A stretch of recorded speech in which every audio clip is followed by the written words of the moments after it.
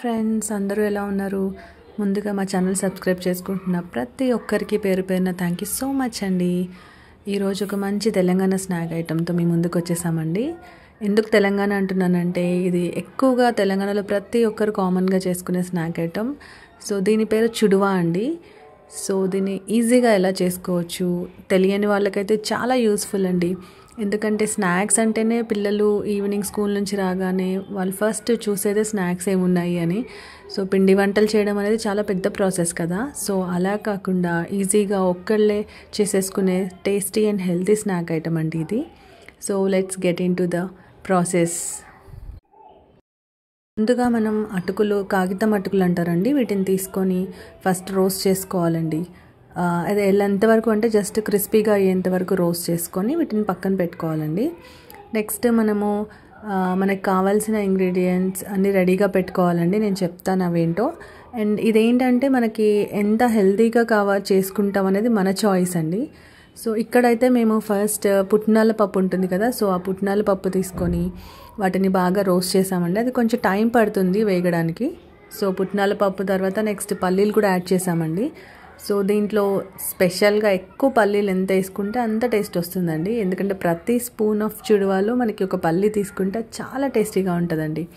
So అవి రెండు కొంచెం మంచిగా రోస్ట్ అయిన తర్వాత ఎండు కొబ్బరి ఉంటుంది కదండి, ఎండు కొబ్బరిని సన్న పీసెస్ లాగా చేసుకొని చిన్న చిన్న పీసెస్ అది కూడా రోస్ట్ చేసుకుంటే మధ్య మధ్యలో తగులుతూ ఉంటే చాలా బాగుంటుందండి టేస్ట్.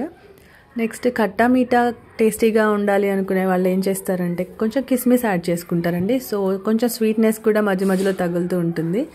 సో కిస్మిస్ కూడా యాడ్ చేసుకొని అది కూడా మంచిగా రోస్ట్ చేసుకోవాలండి. నెక్స్ట్ ఇవి ఆల్రెడీ వేగిన వాటిని పక్కన పెట్టేసుకోవచ్చు.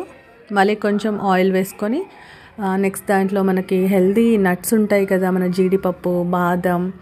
సో అలా మన చాయిస్లో మనకి ఏమేమి కావాలనుకుంటున్నామో అన్నీ క్రిస్పీగా వేయించుకోవాలండి. అన్నీ మంచిగా డీప్ ఫ్రై చేసిన తర్వాత వాటిని కూడా పక్కన పెట్టుకోవాలండి. మనకు కావాల్సిన ఇంగ్రీడియంట్స్ అన్ని మనం డీప్ ఫ్రై చేసుకొని పక్కన పెట్టుకున్న తర్వాత నెక్స్ట్ ఫైనల్గా దీంట్లో తాలింపు వేయడమేనండి. చాలా సింపుల్ కదా ప్రాసెస్.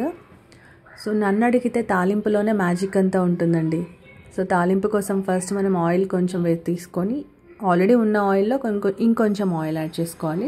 సో ఆయిల్ కొంచెం వేడెక్కిన తర్వాత దాంట్లో మనం రెగ్యులర్గా వేసుకుని తాలింపు గింజలు వేసేసుకుంటామండి. సో అవి స్ప్లిట్ అవ్వడం స్టార్ట్ అయిన తర్వాత నెక్స్ట్ దాంట్లో మిర్చి వేసుకోవాలండి. ఆ చుడువా మనం తీసుకున్న క్వాంటిటీని బట్టి ఎంత మిర్చి కావాలో ఎస్టిమేట్ చేసుకొని దాన్ని సన్నగా పొడవుగా కట్ చేసుకొని మిర్చి యాడ్ చేసుకోవాలి. తర్వాత కరివేపాకు యాడ్ చేసుకోవాలి. తర్వాత ఎండుమిర్చి కూడా యాడ్ చేసుకుంటారండి. సో ఇవన్నీ మంచిగా ఫ్రై అవ్వాలి. సో దాని తర్వాత కొంచెం తీసుకొని దానికి మంచిగా దంచి వేసుకోవాలండి. వెల్లుల్లి ఫ్లేవర్ కూడా చాలా బాగుంటుంది. సో ఫైనల్గా పసుపు వేసుకోవాలండి. పసుపు కొంచెం ఎక్కువగానే పడుతుంది, మనకు వేసేటప్పుడు ఎక్కువ అనిపిస్తుంది, బట్ అది మిక్స్ చేసేటప్పుడు తగ్గిపోతుందండి. సో పసుపు కొంచెం ఎక్కువే వేసుకోవాలండి తాలింపులో. సో ఇవన్నీ మంచిగా తాలింపు వేగిన తర్వాత స్టవ్ ఆఫ్ చేసుకొని మనం ఆల్రెడీ ప్రిపేర్ చేసుకున్న అటుకులు, పక్కన పెట్టిన అటుకులు, ఇంగ్రీడియంట్స్, ఈ తాలింపు అన్నీ కలిపి మిక్స్ చేసుకోవడమేనండి. కొంచెం టైం పడుతుంది మిక్స్ చేయడానికి, అన్నీ ప్రాపర్గా కలవడానికి. సో అంతేనండి, అన్నీ మిక్స్ చేసుకుంటే మనకి అటుకులు రెడీ అయిపోయినట్టే. అందరూ తప్పకుండా ట్రై చేయండి. ఇప్పటి నుంచి మీ స్నాక్స్ ఐటమ్స్లో ఈ సింపుల్ రెసిపీని కూడా యాడ్ చేసుకోండి. పిల్లలు చాలా ఇష్టంగా తింటారు. అండ్ పిల్లలే కాదు, పెద్దవాళ్ళకు కూడా టైంపాస్కి ఈ స్నాక్స్ బాగా ప్రిఫర్ చేయొచ్చండి. Thank you so much for watching.